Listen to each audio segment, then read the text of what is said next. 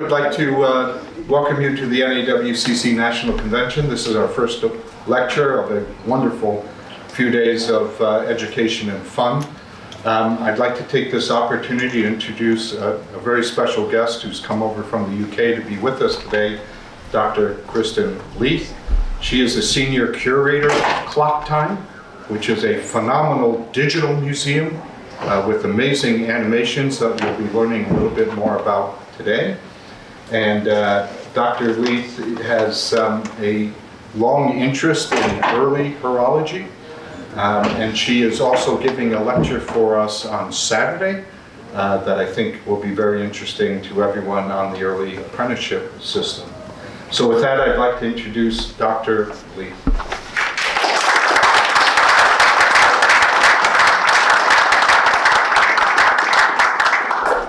Thank you so much, Richard. And thank you to all of you for joining us. Wow, the room filled up while I turned away. This is wonderful. Yes, thank you for joining us. It's my pleasure to introduce our speaker, Dr. John C. Taylor, OBE. Before I tell you a bit about him, I'd like to say a couple things about our program today.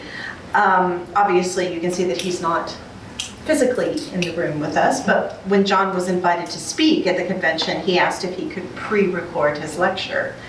So, as you will see, we're screening this wonderful 20-minute film that he made on the subject, which you are about to watch.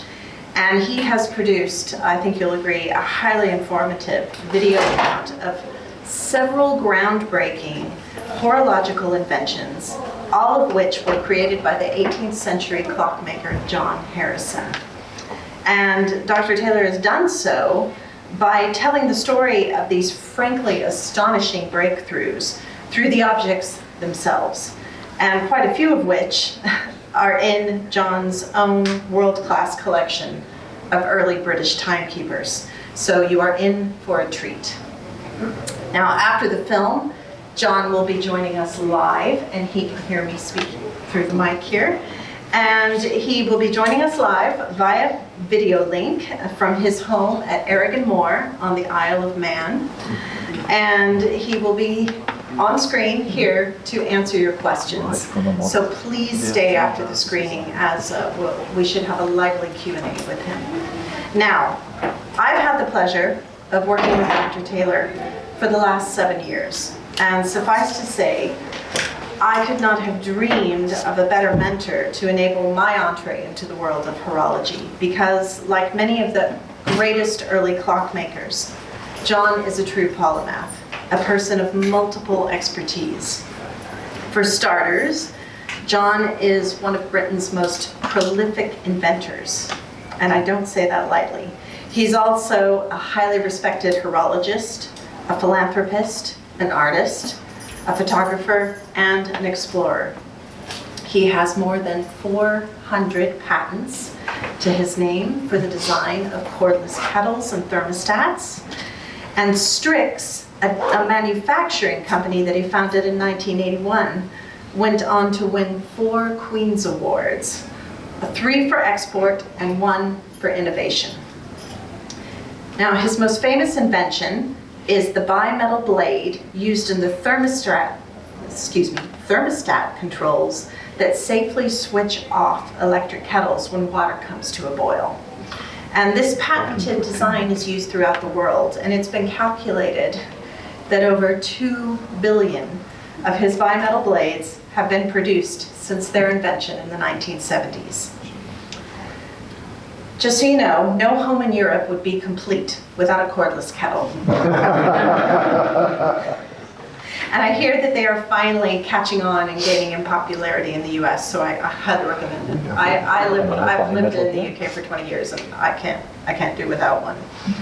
Now, Dr. Taylor is also a fellow of the Royal Academy of Engineering, and in 2011, he was made an officer of the Order of the British Empire by Her Majesty Queen Elizabeth II. And this was in recognition of his services to business and also his immense contributions to horology. His passion for horology was inspired initially by his father, who would fix clocks at the kitchen table. And it was also inspired by John's experience of navigation as a pilot and a sailor. Did I mention that he's also a highly qualified yachtsman and pilot? Well, he is.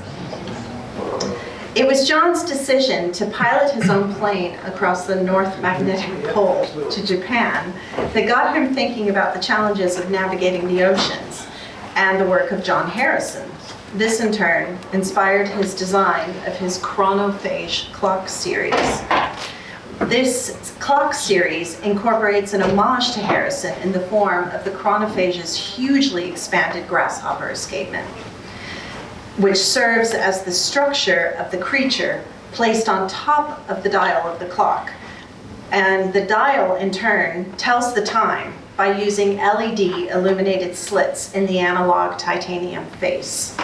And this is a massive clock. In 2008, he unveiled the first of his chronophage clock series, the most famous of which is the Corpus chronophage, which is permanently displayed at Corpus Christi College in Cambridge. And this is now one of the city's most visited tourist attractions. If you visit Cambridge and walk down King's Parade, you can't miss it. It's absolutely stunning. For his chronophage design, particularly the unique way the clock indicates the passing, or more appropriately, the eating of time, John was awarded the prestigious Harrison Medal by the Worshipful Company of Clockmakers at the 2015 annual livery dinner at Drapers Hall in London.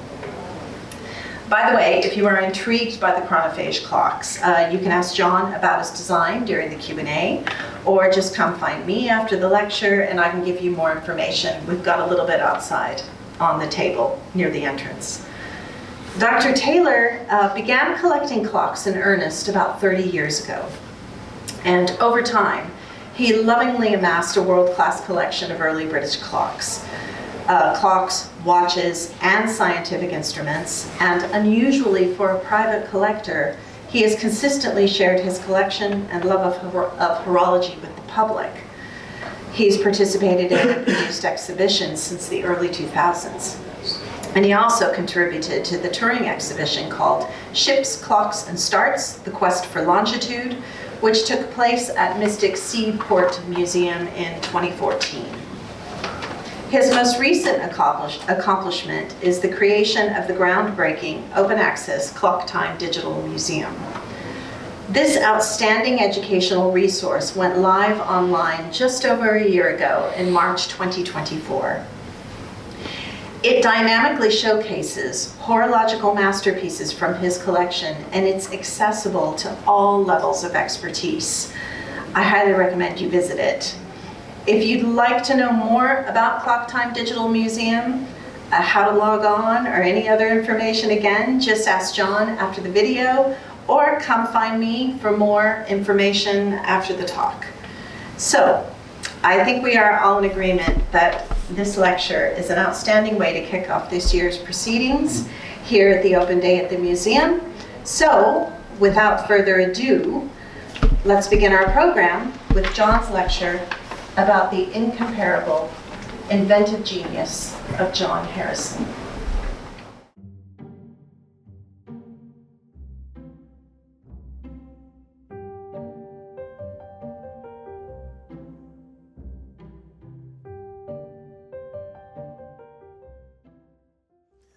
Good morning, ladies and gentlemen. I'm Dr. John C. Taylor, and I'm sat here in the clock room of Aragon Moor on the Isle of Man. I thought I'd start off by telling you the purpose of my talk, and it's to introduce you to my favorite clockmaker in the world, and that's John Harrison, who was an uneducated joiner who made his living making the pews for the local church. And why he chose clocks, I have absolutely no idea, nor does anybody else. But he decided that he would make a long case clock, or several long case clocks, and sell them to bring in some cash to get married and set up home.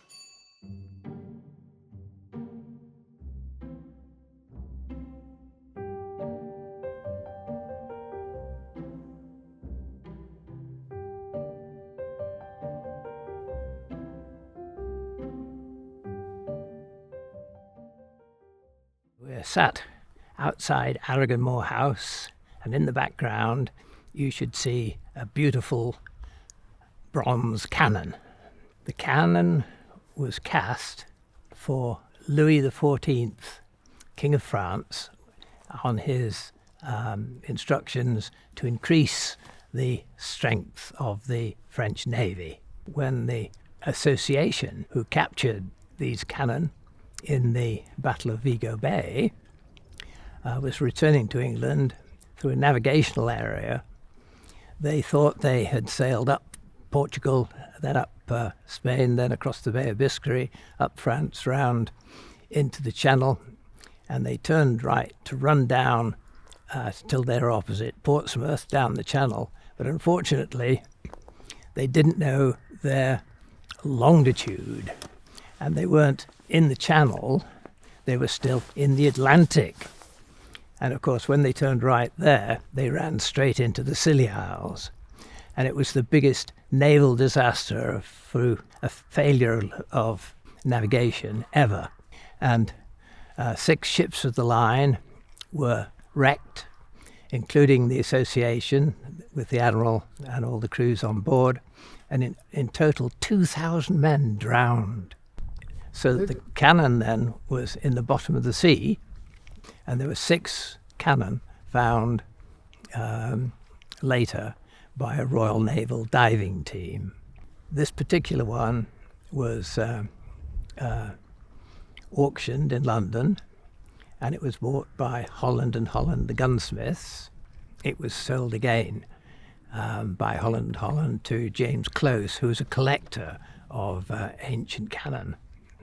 He had a new carriage made for it, because in the 250 years that it had been in the bottom of the ocean, the oak had been broken away and disappeared. I managed then to buy the cannon, realizing it was part of the longitude problem, an exact example of what happens if you don't know your longitude. And if 2,000 men die and 5 ships of the line are wrecked through not knowing their longitude, it was certainly a problem that needed solving. These days, and in those days, when you have a disaster like this, the public says the government should do something about it. And the government knuckled down and got together a prize in today's money of several £million for anybody who could come up with a practical method of finding longitude at sea. The easiest way was, everybody knew if you had you could take local time with you from Greenwich, then the difference to the local time where you were was your longitude around the Earth. But it needed a clock to go to sea and be accurate to about a minute a week during the voyage. The London clockmakers couldn't even make a grandfather clock stood in a corner, which would keep accurate enough for a minute a week. So they knew that it was impossible to make a clock to go to sea. So knowing it was impossible, they didn't even try. But the same news came through to a carpenter in Yorkshire, John Harrison. And he thought, goodness me, I'll have a bit of that.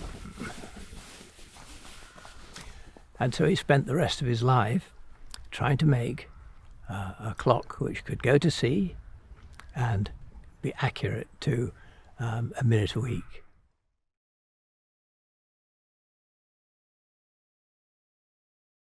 In total, he made a batch of 3 long case clocks. This is the earliest. There's a lot of speculation of the actual date that this first clock was made.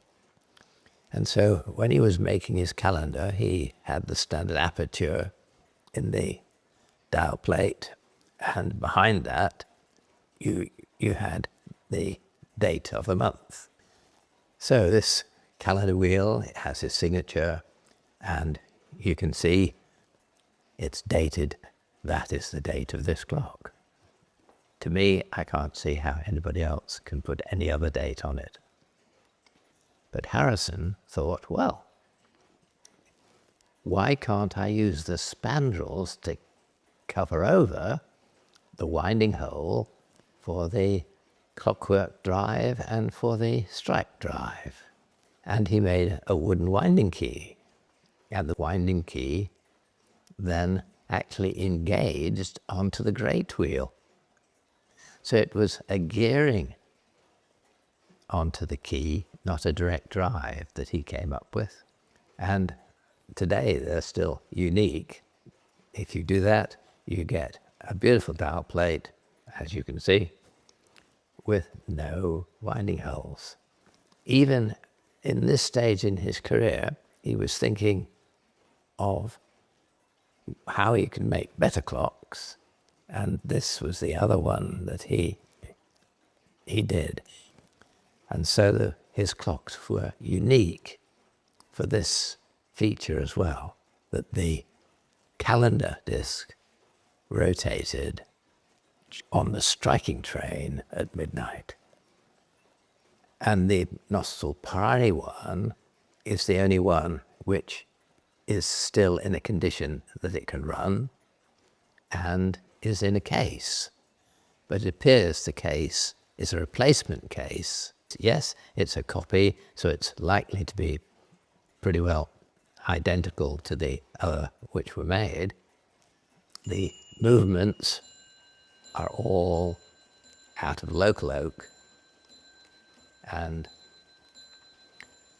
they still run and keep the time.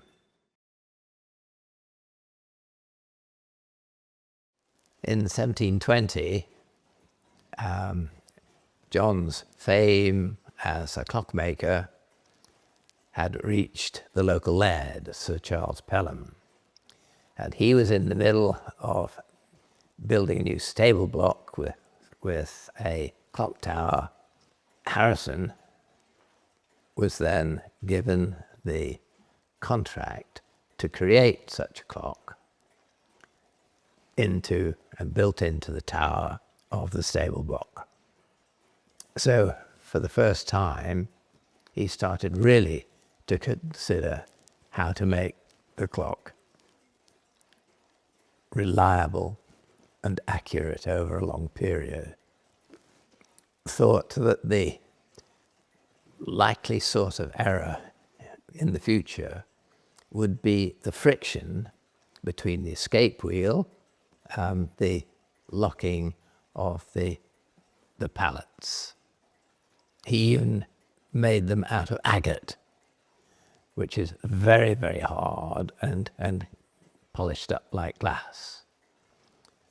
To reduce the friction, the clock was then built in as they finished the tower and was installed.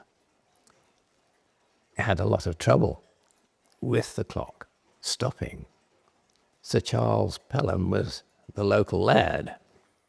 He was not to be trifled with, and that his very expensive clock kept stopping. All these escapements for long case clocks at time, or this tower clock, were called recoil escapements, because when the next tooth engaged and it took the strain of the weight, the clock actually runs backwards for that tick, and it runs forwards again on the clock. And he used this fact to have pivoted pallets instead of sliding pallets. He had a pivoted slide, and when the tooth came against it and the other pallet took over, it took the pressure off it, and so that it could just rise up in the air with a counterbalance weight. And then there was no sliding friction whatsoever in the escapement that needed oil. he had to make a replacement set of pallets and escapement in his workshop at home, and then fit them and hope it was good. And it was. It's still running. He used to boast. He said that the clock would run, it would need just cleaning every 50 years. And his boast has been proven to be true.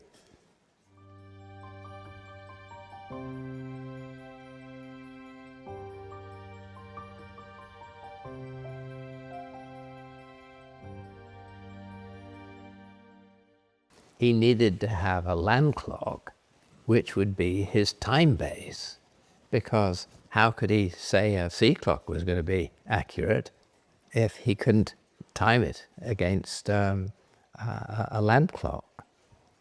And so the first thing he did was to design a grandfather clock which would act as his time base.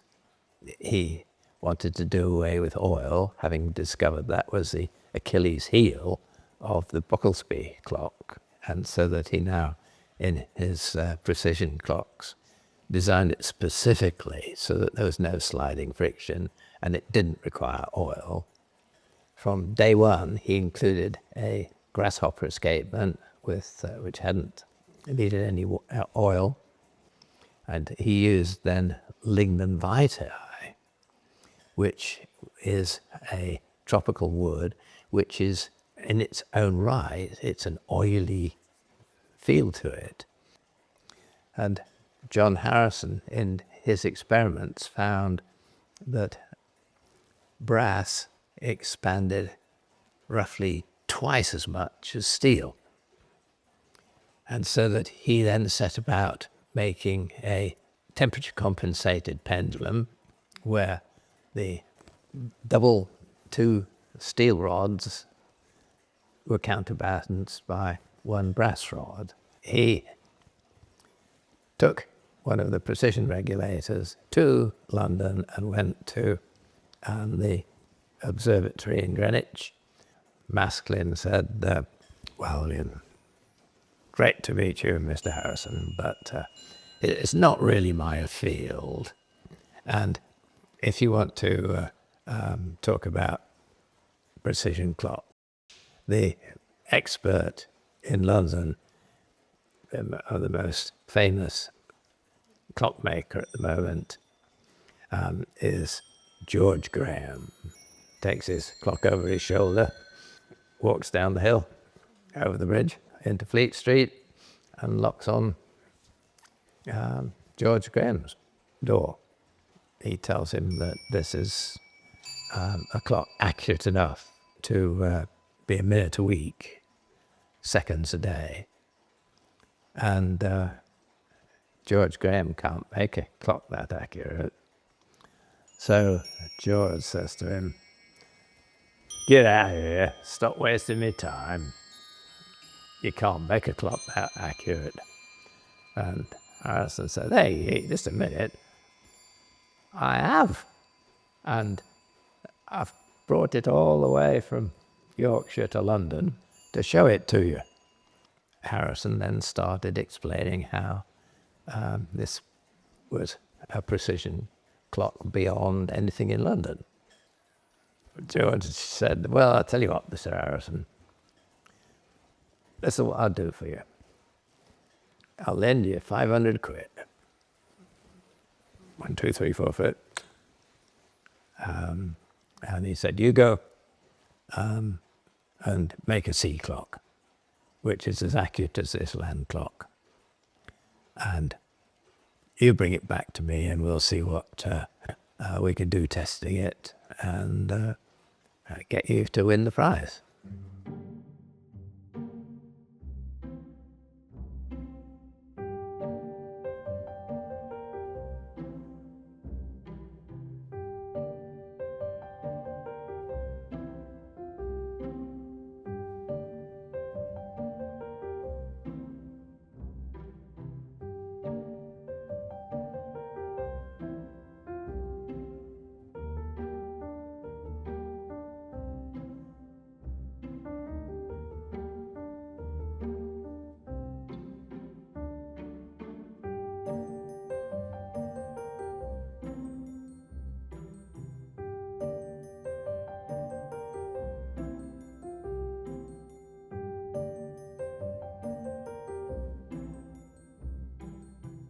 it was in the cellar of a pub.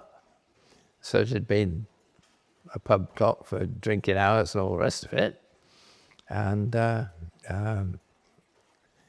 when somebody spilled some beer on it, it didn't like it, and didn't go. It had just been put in the cellar.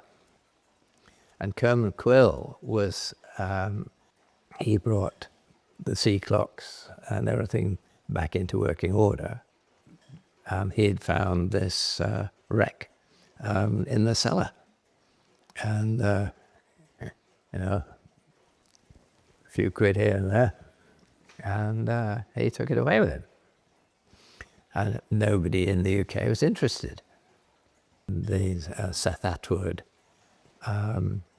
Museum was run by an Englishman who was Will Andrews. And when he heard this clock was for sale, he hightailed over museum behalf. He bought it. Of course, like everything, time goes by, and he got old and died. And so that the convention centre was closed down, and so that all the clocks had to be moved out. And so they didn't want them, so they were all put up for auction by Sotheby's. I received a copy of the catalogue and thought that it'd be worth having a go. I bought Harrison's first accurate precision regulator.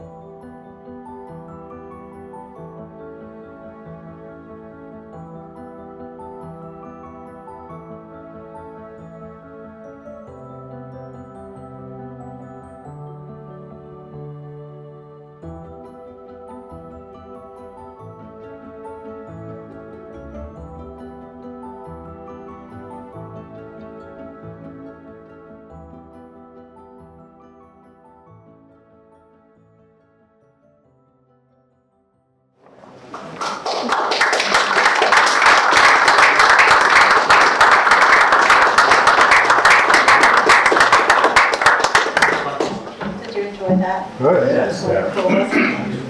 Okay, we should have Dr. Taylor here joining us live. Let me just make sure. Hello, John. I take it you can hear me. Yes. Yes. Very good. Well, I don't know if you can see on your feed, but it's standing room only in here. So I think we should have a good discussion. Anyway, well, I love the video, and I'm sure that you all have some questions. If you don't mind, I would like to start with a question that was submitted to us by email, just to get the ball rolling. Will that be all right? Yeah. So I think you'll find it interesting. So John, our first question, we had someone write in. They ask, I'm curious about George Graham's involvement supporting John Harrison. Do you think Graham's work with escapements and pendulum materials helped Harrison at all, or vice versa? Did Harrison's ideas help Graham?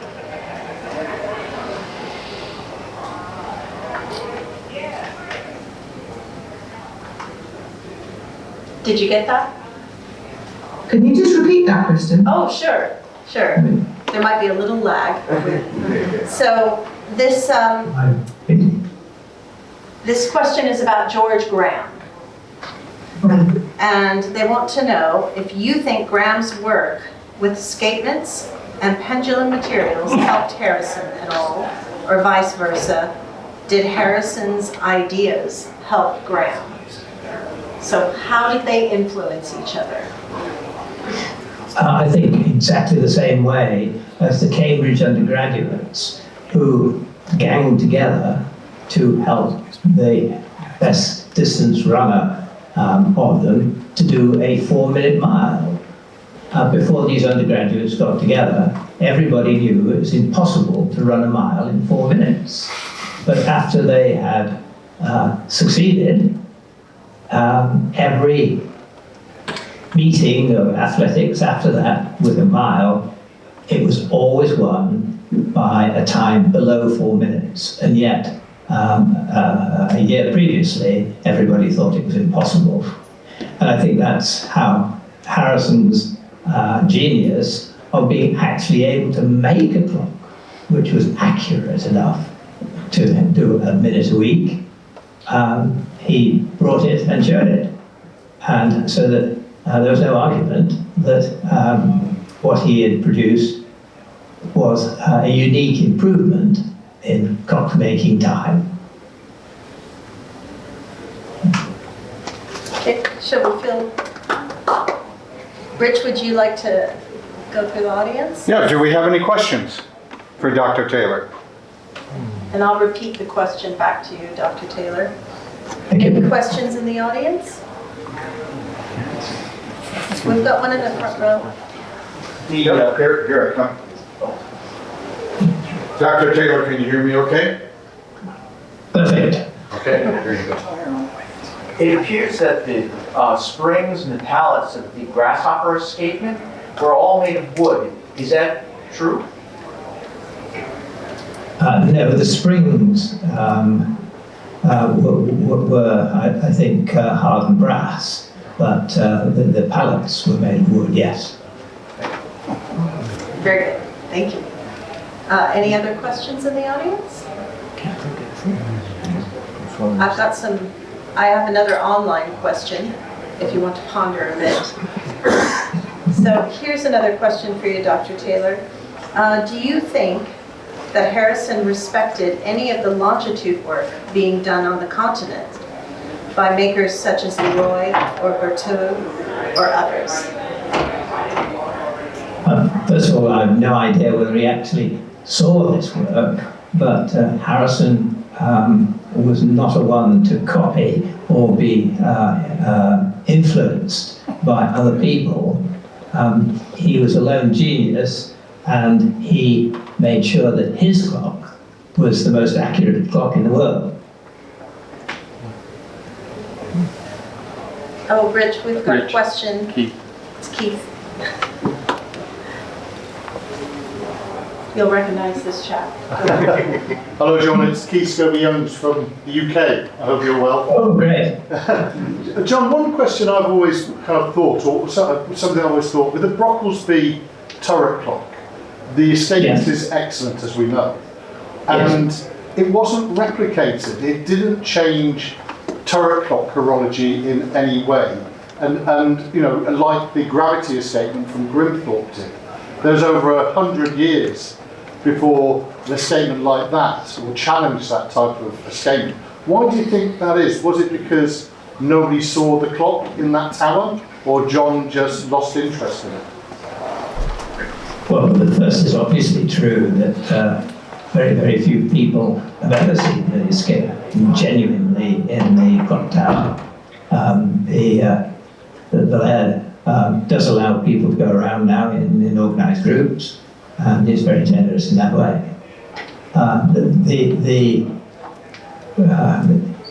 It's unlikely that the actual escapements which were being made on the continent actually, the news of them, I doubt that Harrison actually received it. Excellent. There's another question. There's a question from Kathy Gordon.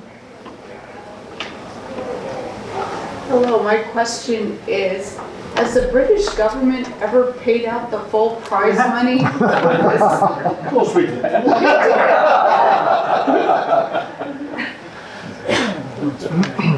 Yes, did you get that?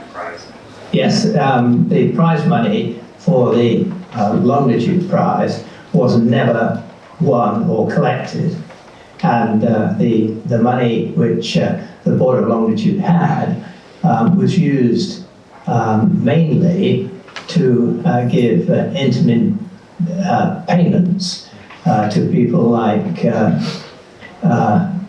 Mudge, who received money for his green and blue clock watches. But the actual prize, by the standards of the Board of Longitude, was never awarded. There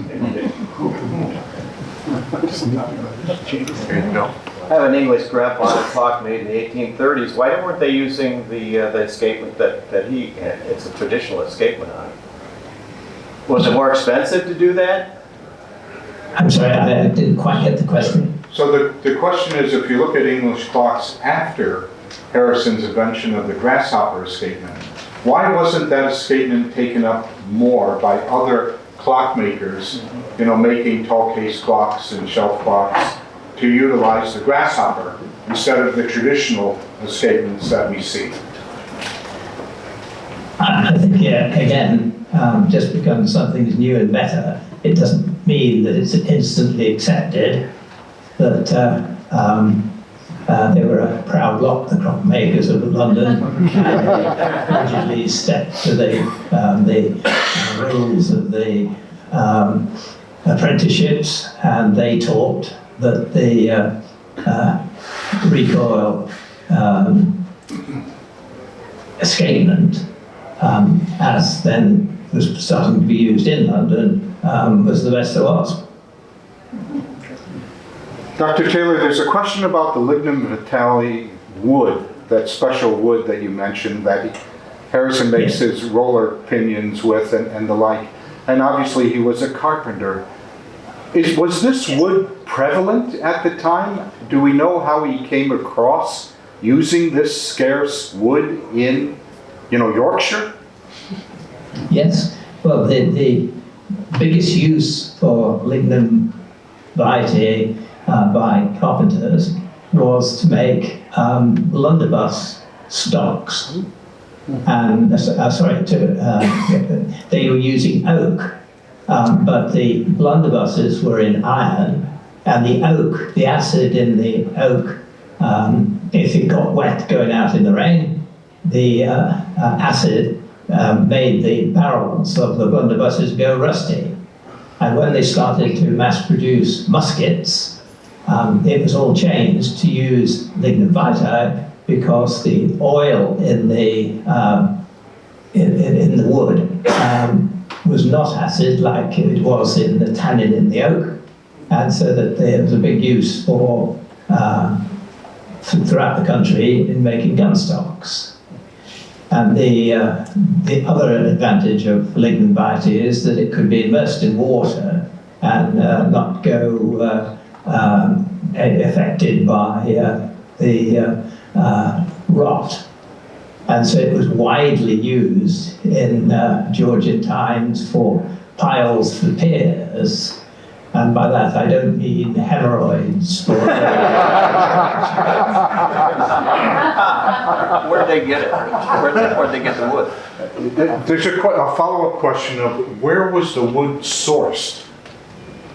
Is it grown locally in the UK? No, definitely not. It's the UK is not a great place for wood. And for example, all the oak wainscots and furniture made known as Jacobean oak, it actually came from the forests of the Danube, because the forests in the Danube, the trees were so close together that they had to grow up to get the light, and so you've got beautiful, long, straight grain oak, whereas English oak was all twisted with bends in the boughs of the trees, which of course was great if you were a shipbuilding because you didn't have to bend, you just chose a bough which had the right curvature in it to make the bow of a ship, or it was widely used in that way, and so that England is not a great country for growing wood, and I think that it is a tropical hardwood rather than a temperate zone hardwood, so I don't think you could even grow it. No, it's sourced in the Caribbean, so it was Yes. through colonial trade and expansion that they had access to. Shall we just do a couple more questions? Yeah, I think we have time for Two one more more. questions, One, two. Dr. Taylor? So, Fine. all right. Yes. I've got an online question. Actually, this is a quick one. We might sneak this one in. Who is your second favorite clockmaker?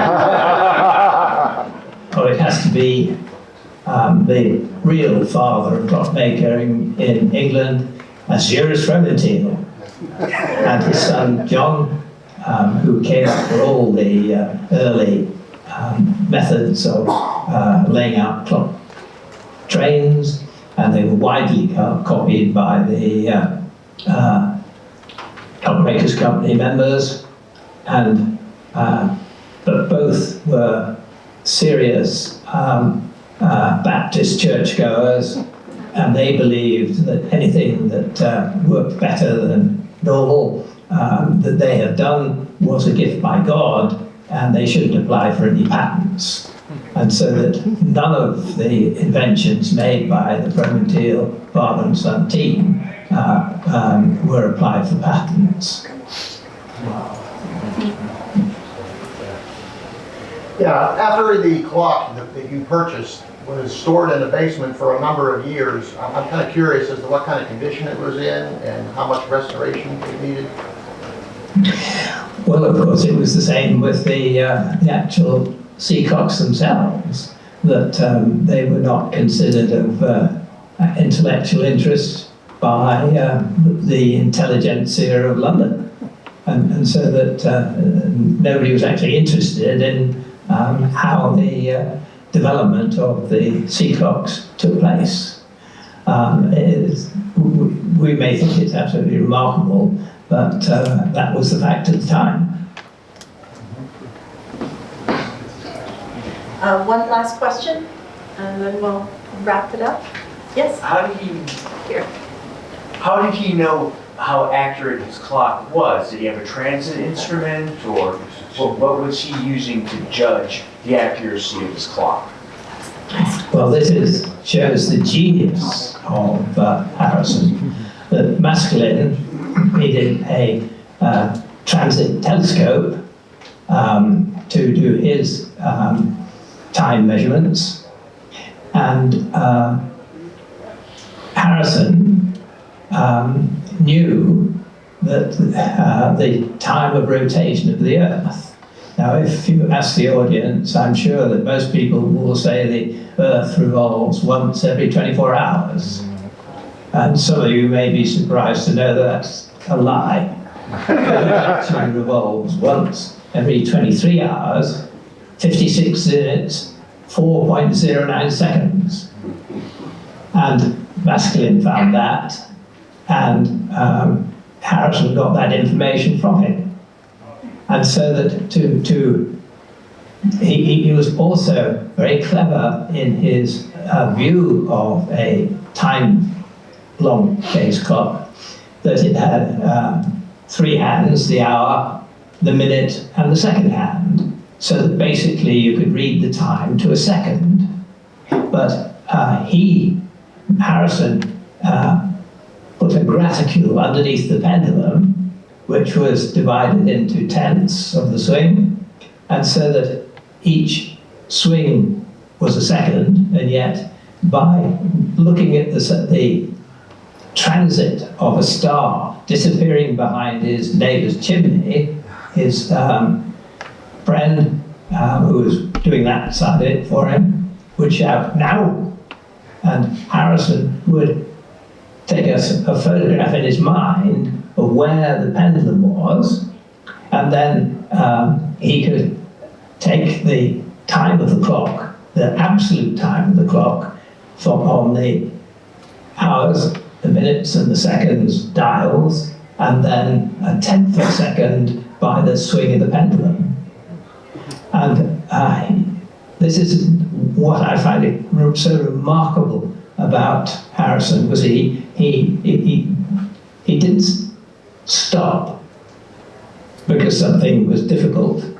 He just went ahead and made it and did it, and said that we would be very surprised if trying to time a grandfather clock these days, or a sea clock, that we have all the advantages of radio and telephone on the internet, and we can easily get time to a hundredth of a second, whereas Harrison found a way with a standard grandfather clock of finding time to a tenth of a second, and that's how he was prepared to go to these enormous lengths to find ways of checking that this was an accurate clock. And that's what I admire so much, that it was not intellectual prowess that solved these things for him. It was hard work and hard graft. And he went to immense lengths to ensure that what he made was the best in the world. Can we give Dr. Taylor a huge round?